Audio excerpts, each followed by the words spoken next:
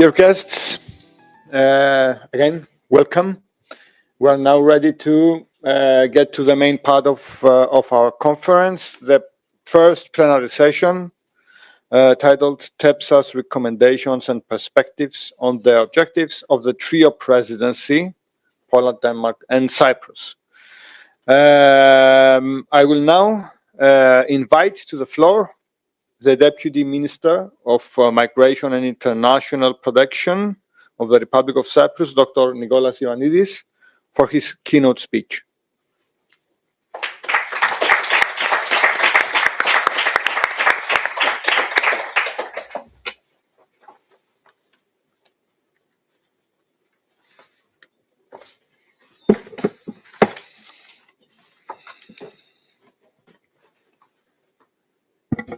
Dear Secretary General, Mr. Close, Professor Theophanous, Excellency, distinguished guests, ladies and gentlemen, I am distinctly honored to join you today here in Nicosia for this important and timely conference, just 2 months before Cyprus assumes the presidency of the Council of the European Union.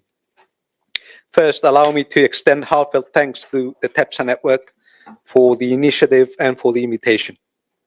This is a pertinent opportunity for an open exchange on the prospects and challenges ahead of the Cyprus presidency, a milestone. And above all, it is an opportunity to hear your views and expectations. We are truly appreciative of TEPSA's work over the years. Your long-standing commitment to research and policy analysis that supports better governance and stronger European cooperation is invaluable, particularly at this moment in time when the European Union faces complex and evolving challenges. I have read your recommendations for our incoming presidency with great interest. They touch upon an array of key issues that will indeed be at the heart of our presidency. Migration, strengthening the Union's resilience, as well as its role and engagement with this region, promoting competitiveness and ensuring a well-balanced and strategic multi-annual financial framework that leaves no member state or citizen behind. These insights are both timely and relevant, and I can assure you that they will feed into our ongoing reflection and preparations for the months ahead. Ladies and gentlemen, for 6 months, Cyprus will be the voice of the 27 member states of the Union, representing them and negotiating on their behalf, with the responsibility to help shape a stronger, safer, more strategic union, an autonomous union. As we embark on this assignment, we are preparing methodically, intensively, and with determination to deliver on an ambitious and results-oriented presidency. In a complex geopolitical landscape, predictable only in its unpredictability, we have a responsibility to reset, repower, and re-strengthen the Union. The Russian aggression against Ukraine has put at the forefront the urgent need for a more autonomous Union on all fronts, from security and defense to competitiveness and trade.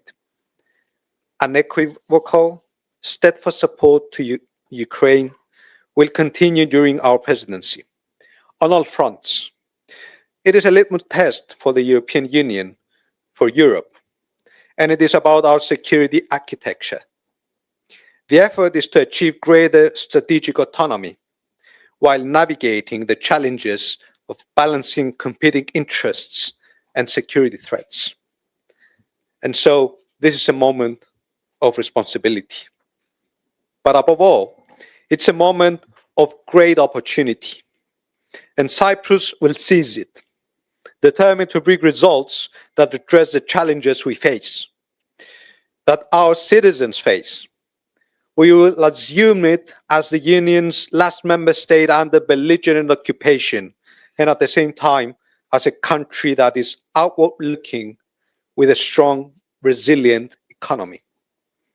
We are also taking over the presidency as a country that is an integral part of the Middle East, a reliable, stable, predictable partner in its immediate region and beyond, a bridge.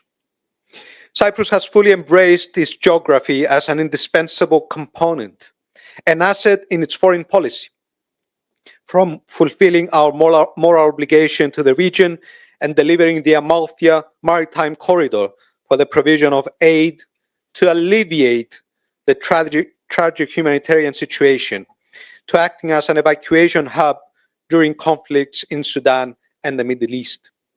Our proximity to this region brings acute awareness of the stakes.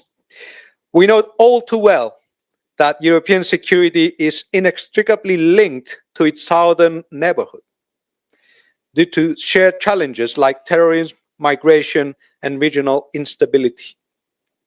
During the Cyprus presidency, we will therefore set as a priority the importance of the EU engaging more, investing more in this region, not only due to proximity and our excellent relations, but also because this is a region of vital geostrategic importance for Europe. Our presidency will offer not only political will, but also regional access and practical tools, interconnectivity, humanitarian facilitation, and diplomatic capital. Stemming from our long-standing historical ties with countries of the region and their cooperation mechanisms we have built with them. The Cyprus presidency will coincide with the implementation of the Pact of the Mediterranean, a new strategy to strengthen relations with Southern Mediterranean partners, focusing on shared challenges and mutual interests. Launched on the 16th of October 2025, the Pact aims to create a connected, prosperous, and secure common Mediterranean space through concrete initiatives in areas like clean energy, digital innovation, economic growth, migration management, and security. We recently had the pleasure of welcoming Commissioner Suitsa to Cyprus for the second time, to whom we reiterated our readiness and willingness to contribute actively to the implementation of the Pact. In this respect, we welcome the inclusion of the establishment of a regional aerial firefighting hub in Cyprus among the projects of the new Pact. And we stand ready to play a part in the Pact's implementation by promoting such projects with regional focus as tangible examples of the Pact in action. At the same time, we intend to host a high-level meeting in Cyprus during our presidency, bringing together the 27 member states, EU institutions, and leaders from the southern neighborhood for a frank and ambitious dialogue on shared challenges and strategic interests. The first ever EU Gulf Cooperation Council Summit, held last year, marked a significant milestone in the growing political ties and deepening cooperation between our two blocs. Cooperation that is essential for addressing both regional and global challenges. Building on the outcomes of that summit, we will work to further strengthen and expand the EU's engagement with the Gulf region and look forward to the second summit in Saudi Arabia in 2026. The situation in the region is evolving rapidly. President Trump's plan has offered a renewed hope for a lasting peace in the Middle East. We have warmly welcomed the US President's leadership and supported his plan, sharing the vision for regional peace, stability, and prosperity. Our President participated in the historic ceremony in Sharm el-Sheikh, reaffirming Cyprus's key role in the region. The agreement on the initial phase presents a promising opportunity for the region as a whole and unlocks great potential, but challenges still remain.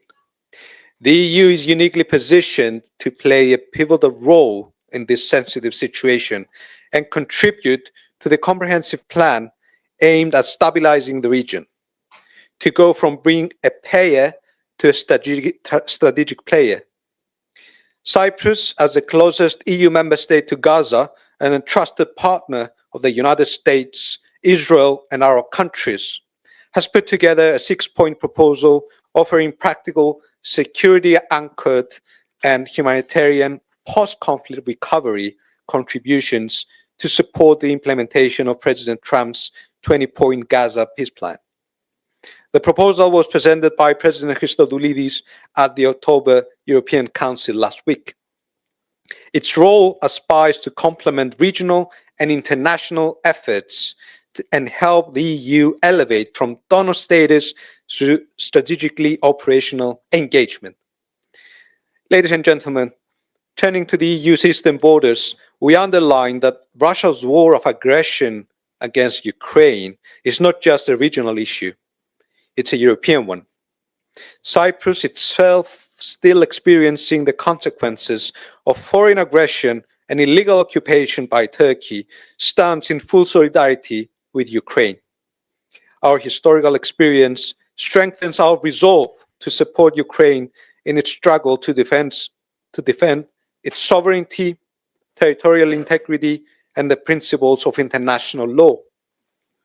Over the course of our presidency, we will ensure continued and unwavering political, economic, military, energy, financial, and humanitarian support for Ukraine for as long as it takes, and within the broader objectives of promoting peace, security, stability, good governance, and prosperity in the eastern neighborhood.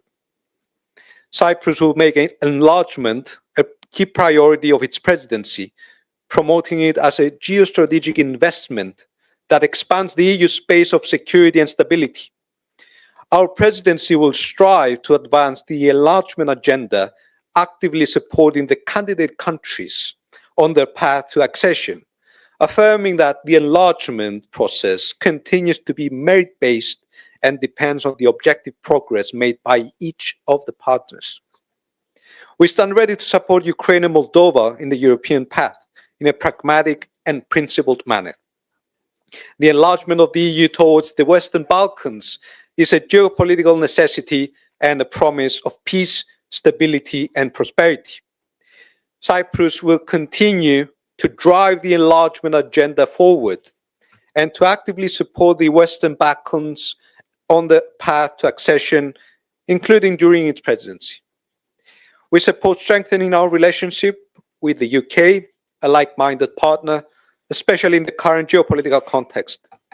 During the EU-UK summit in May, the EU and UK leaders welcomed a renewed agenda for EU-UK cooperation, which covers commitments across various areas.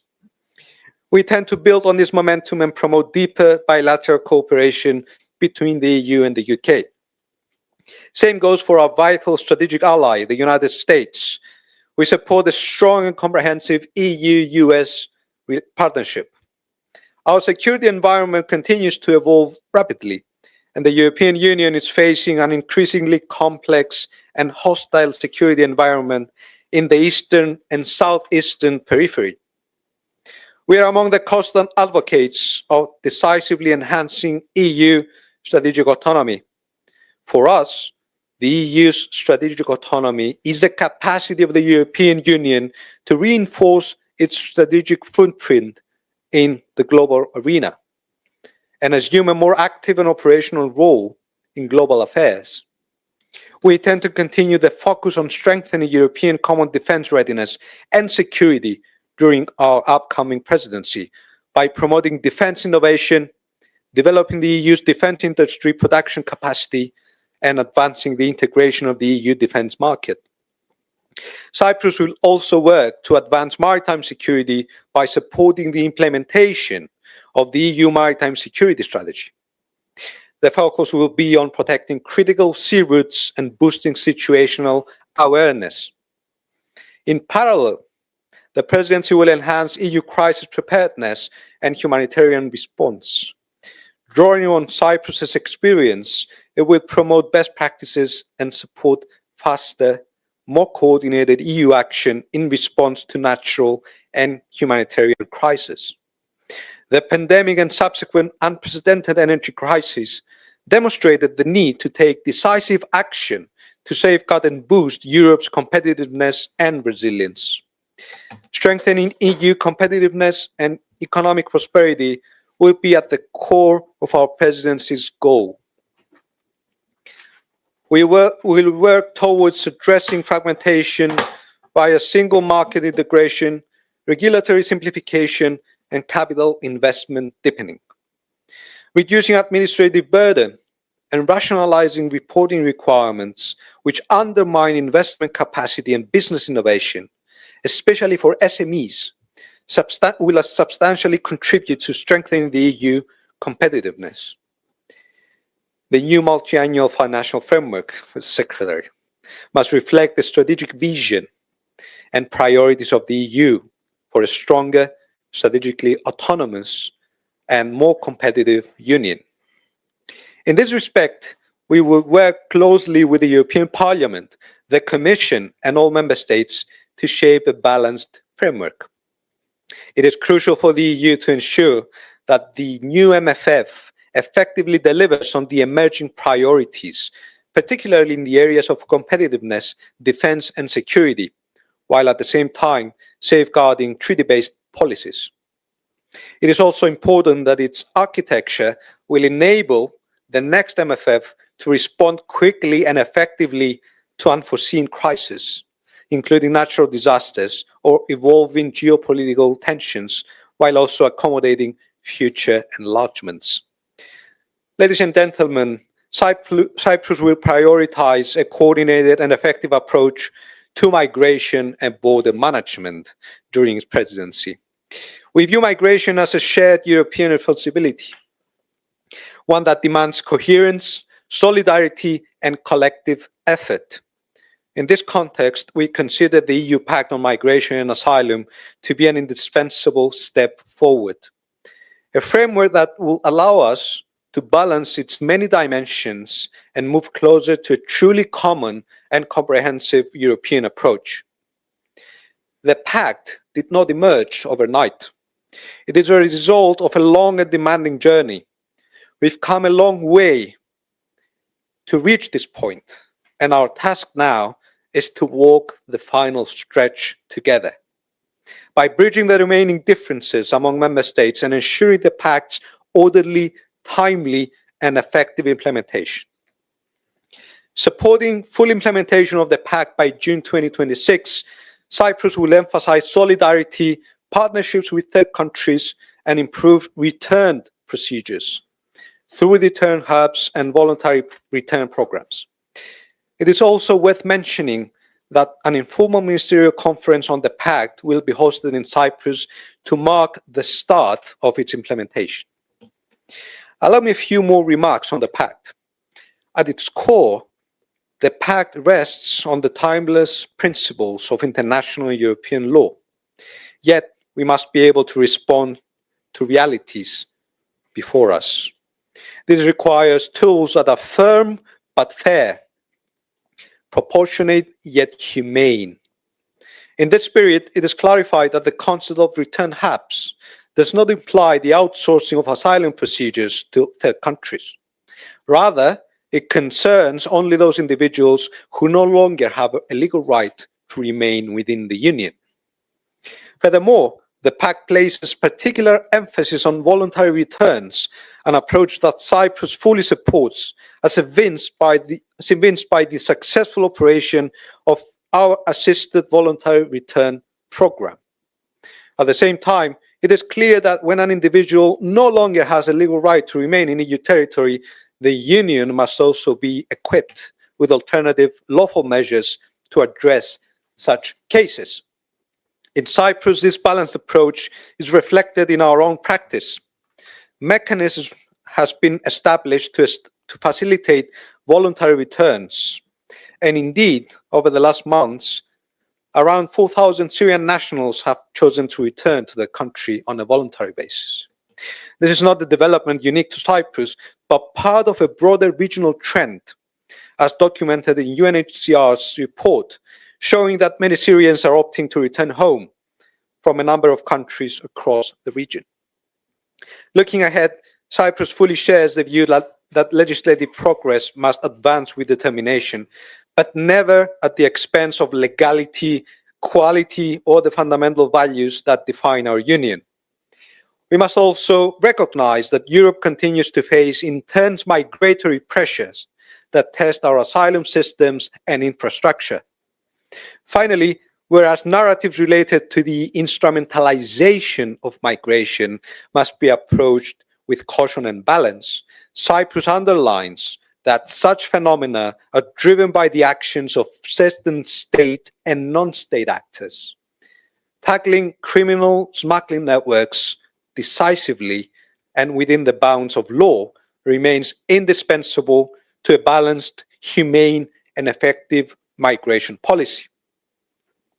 Ladies and gentlemen, we remain committed to taking forward the EU sustainability agenda during our presidency, focusing on water resilience. Europe has recognized the need to ensure water security and be prepared for water-related disasters.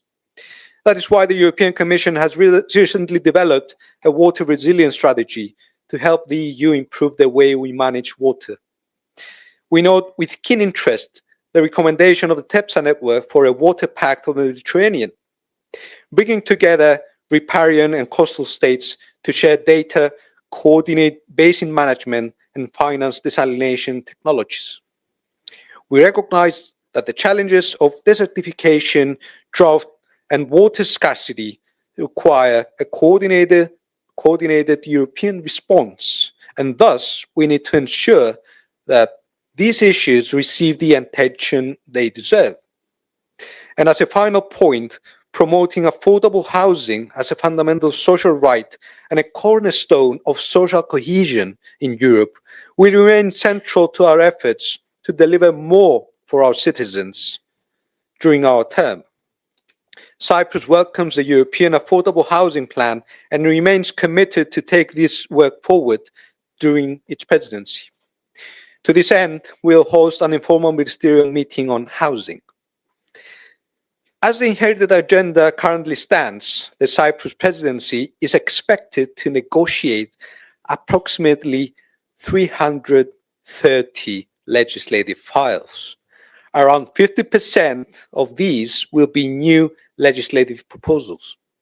Our presidency calendar includes a total of 52 formal high-level meetings to take place in Brussels, Luxembourg, and Cameroon, 26 informal high-level meetings to be hosted in Cyprus.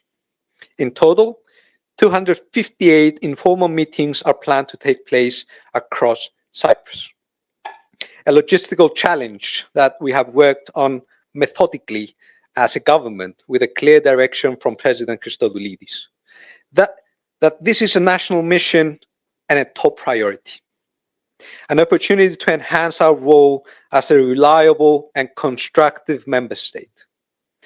Ladies and gentlemen, during our presidency, we tend to advance the European agenda in a tangible, results-oriented manner, delivering real benefits to European citizens. In a challenging global context, we undertake the responsibility in a spirit of sincere cooperation, determined to decisively drive the European priorities forward, deeply committed to the European project, to EU values, and to international and EU law. We count on your support, ideas, and collaboration as we gear up for our presidency. Thank you.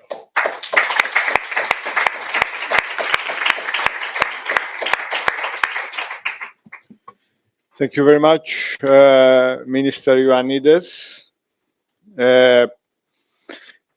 I really wish all the best to the government of the Republic of Cyprus for the upcoming heavy duties that it is about to assume.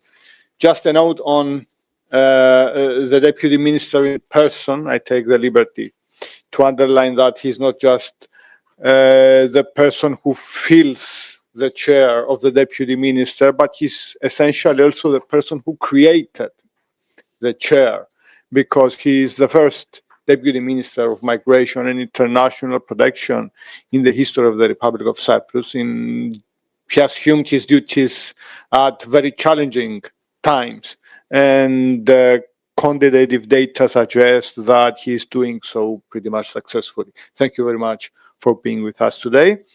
I now give the floor to Dr. Paula Hoffmeyer-Zlotnik, Assistant Professor at the Sciences Po Paris University. Doctor, the floor is yours, either from here or from the podium, whatever you prefer. I can remain seated, maybe it's easy. Yeah. Thank you very much for giving me the floor. And thank you very much to TEPSA as well for giving me the opportunity to contribute to the recommendations. My field is migration policy, so this is also what I will speak about. And the Deputy Minister has, of course, addressed the topic in his keynote as well. And I think we do agree, actually, or the recommendations are not very much out of step with what we have heard, or at least not in some respects. So my recommendation actually focuses on return, the issue of return. We have heard that the European Union has adopted a major reform of its asylum legislation with the Pact in 2024. So this reform is adopted. It took a long time, and it's now starting. The implementation is starting.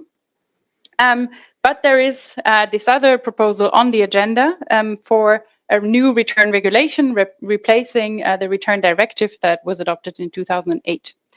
And it's actually a renewed proposal. It was already proposed in 2018 and did not pass through Parliament, or there was no interinstitutional agreement before the last elections.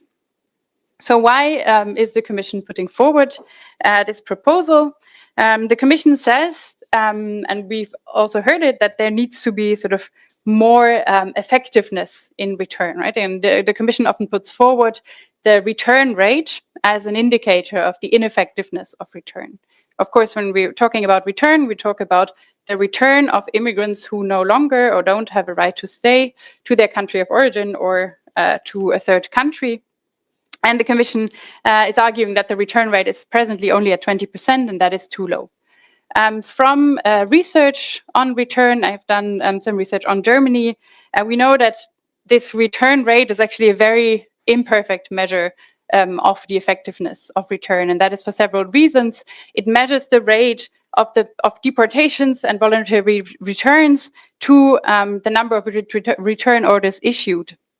But many people who receive a return order will actually not be obliged to leave in the end, because they can appeal their decision, because they get another status even though their asylum application is rejected, etc. So this is the problem on the return order front. And then in many countries, it's also a challenge to actually have statistics on how many people leave, especially countries in the Schengen area, where we cannot always count voluntary returns. So also not all the returns are accounted for. And then thirdly, the return rate depends very much on the country of origin, because, as we know, return is a matter of internal capacity of EU member states and the EU as a whole. It's a matter of the person concerned and whether they are cooperating in their return, but it's also a matter of cooperation with the countries of origin, of course, and they often have much less interest in accepting returns. And so, for example, in 2016, the EU had a very high return rate, but that was because many of the asylum seekers in 2015 and 16 were, of course, from Syria and Iraq, but also from the Western Balkan states, which were quite happy to cooperate with EU member states, which were also offered legal migration possibilities. And so here we had a higher return rate.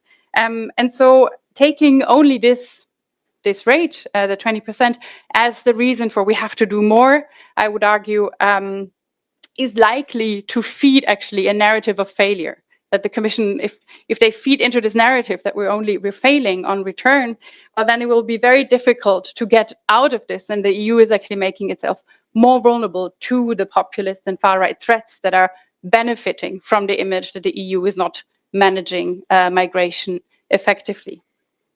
So I think this is one problem with the focus on the return rate, but also the legislative proposal.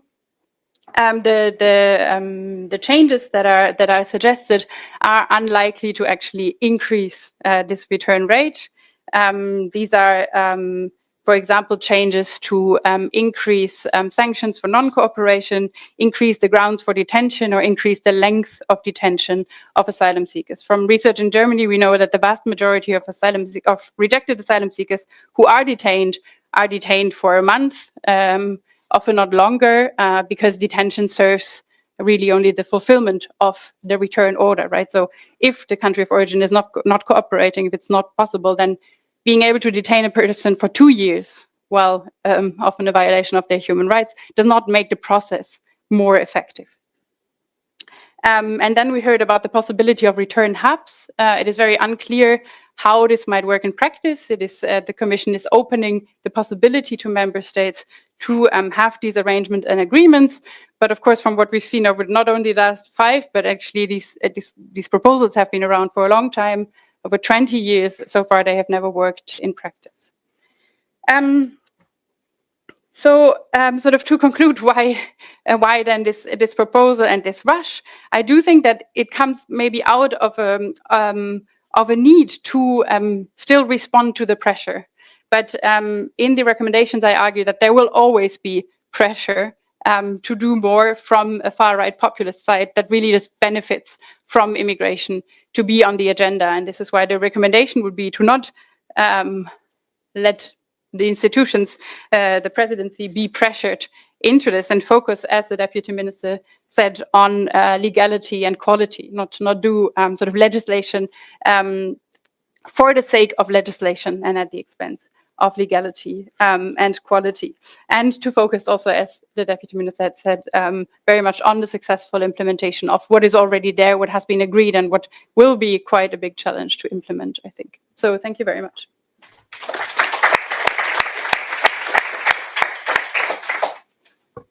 Thank you very much, Dr. Zlotnik. A very interesting set of ideas and points regarding the ongoing phenomenon that has brought about all this debate at the level of the European Union, socio-political debate that touches upon so many aspects. Now, Dr. Erik Jones, Professor and Director of the Robert Schuman Centre for Advanced Studies at the European University Institute.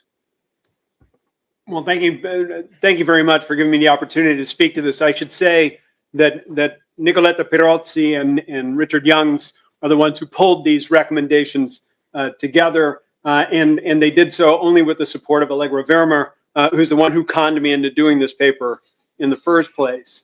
I want to thank Minister Ioannides for providing all the things that we need to know about what's going on in this upcoming Cypriot presidency. I thought it was a very impressive agenda, and the part I liked best was the enumeration of the number of legislative proposals, because it resonated so much with the way I think the EU works, right? It's just a bunch of legislation, right? And I'm going to emphasize that. Why? Because we are in a moment right now where we are torn between people telling us that we're all going to die, and so is Europe, right? and so we go, okay, but what can we do? And they go, everything you want to do is politically impossible, right?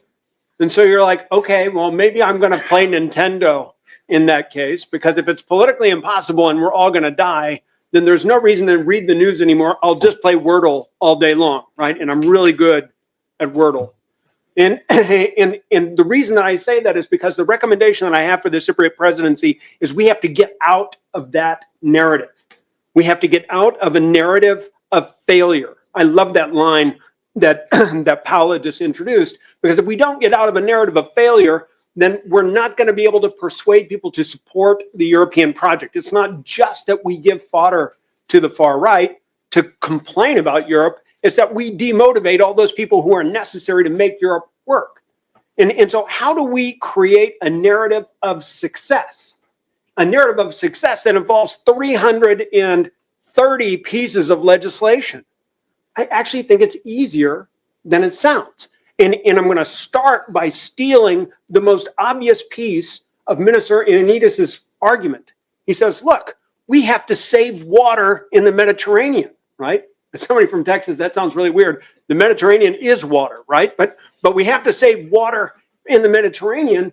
And he said, and it's obvious that this will require a coordinated solution.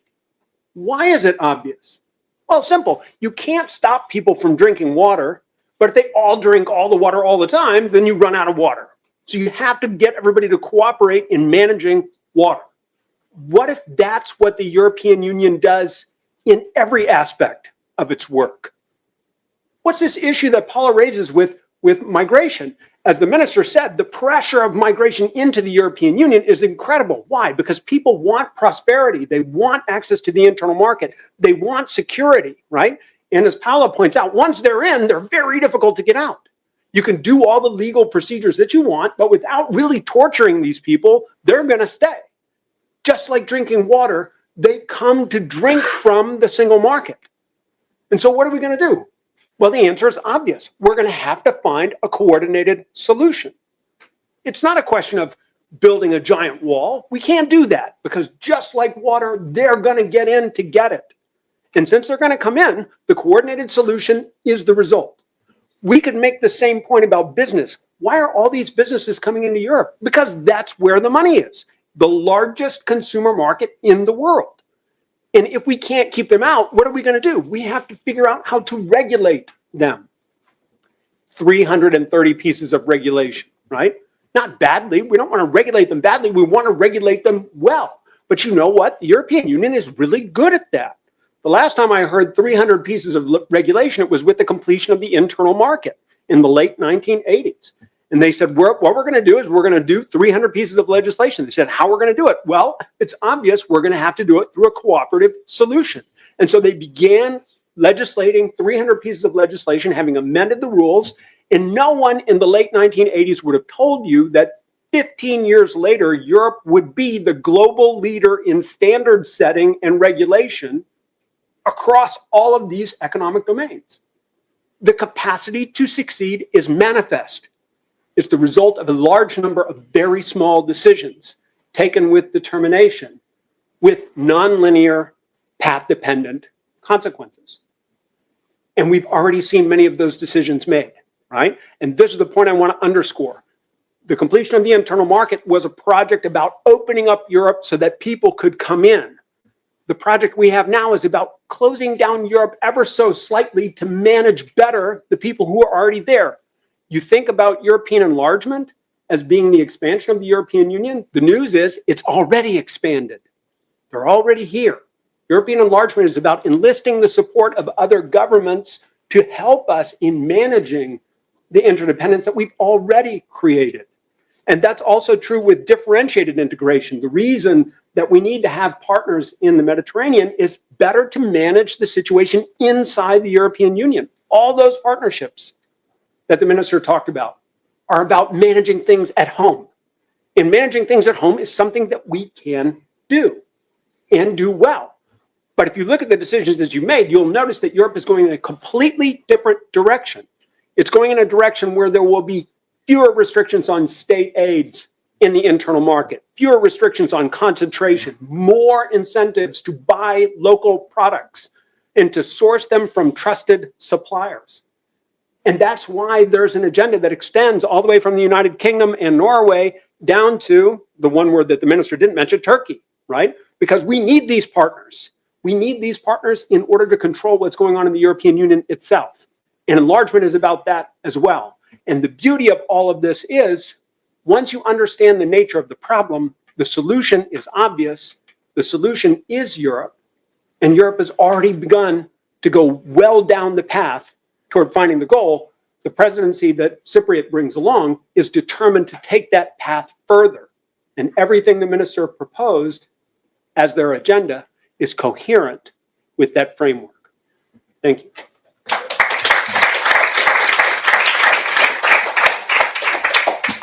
Thank you very much, Dr. Jones, for this very descriptive, vivid, and challenging speech of yours. Now, the challenge that I am now facing is that we are running out of time in view of the next session. We have 5 minutes, which means that we essentially have time for one question from the audience, which means that she or he who feels that has the best question in the room may raise hand and ask for the opportunity to ask it.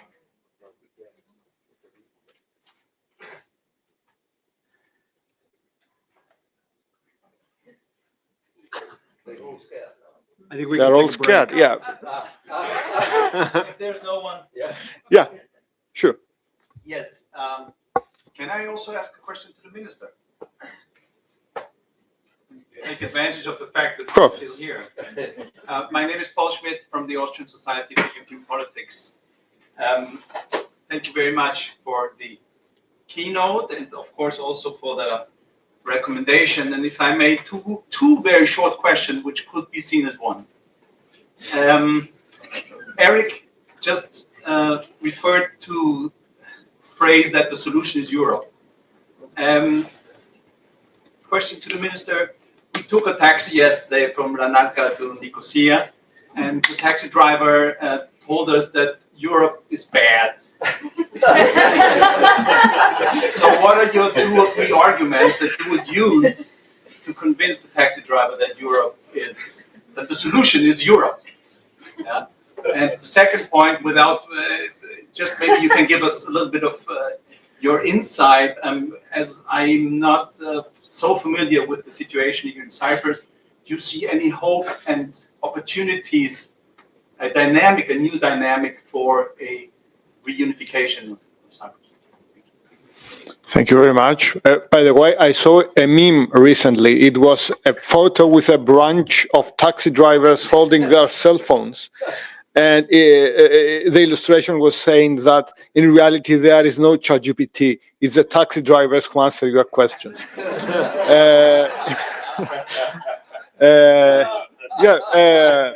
Dr. Jones, I think there was some reference to you before I give the floor to the minister. So all I could say is thanks, right? The 3 answers are in a Cambridge element that just came out. It's open access, so you could download it freely on Club to Commons resilience, reform, and enlargement in the European Union. But the argument that I would make is it's Europe, but it's not necessarily the European Union, because it's a Europe that extends and includes multiple forms of cooperation. And I think the minister did an excellent job explaining all the different partnerships that the Cypriot presidency is going to pursue, including all the way with Friends in the Gulf and other parts of the world. Thank you very much. Dr. Zlotnik, would you like to say something before we move to the minister? I'm not sure how much I could say on Yes, Mr. Minister.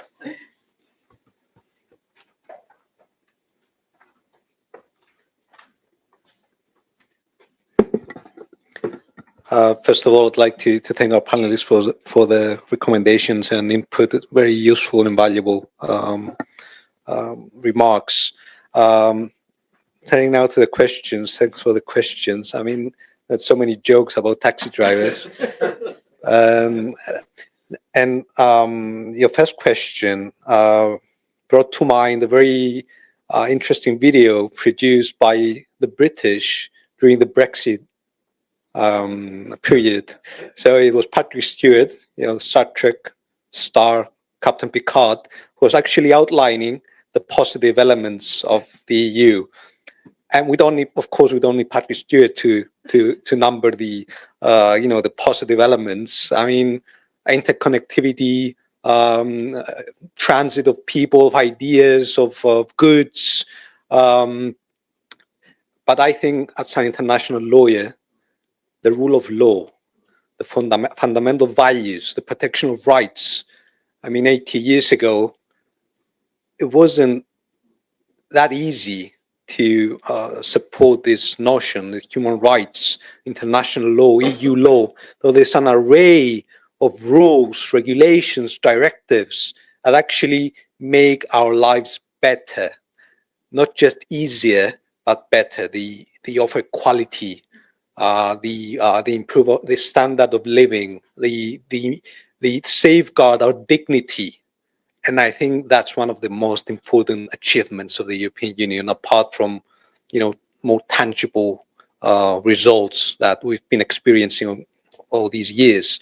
It's about creating a legal framework that actually has the individual at its core, human rights, international and EU law. So I think that's my 2 cents on this. In terms of of the ongoing negotiations on the resolution of the Cyprus problem. Our president, since the start of its tenure, since assuming office, has made so many efforts to reignite the interest on our Cyprus problem and to reinvigorate the process. And both the Secretary General and the international community have recognized this. And we've got the EU on board. The European Union has appointed a special envoy on the Cyprus problem. We've had several meetings with the leader of the Turkish Cypriots. And we believe that we've made we've got a principled stance on the resolution of the Cyprus problem. We want the solution based on international and EU law, based on human rights. We're definitely against the two-state solution. It's not about just division. It's about an unlawful military occupation, the commission of war crimes, crimes against humanity. We've got a third state that occupies European territory, so our discussions have to be predicated on these factors. Thank you. Thank you. Thank you very much, everybody, for this very interesting session. And now we move to the second session, which will be chaired by Professor Andreas Theophanous.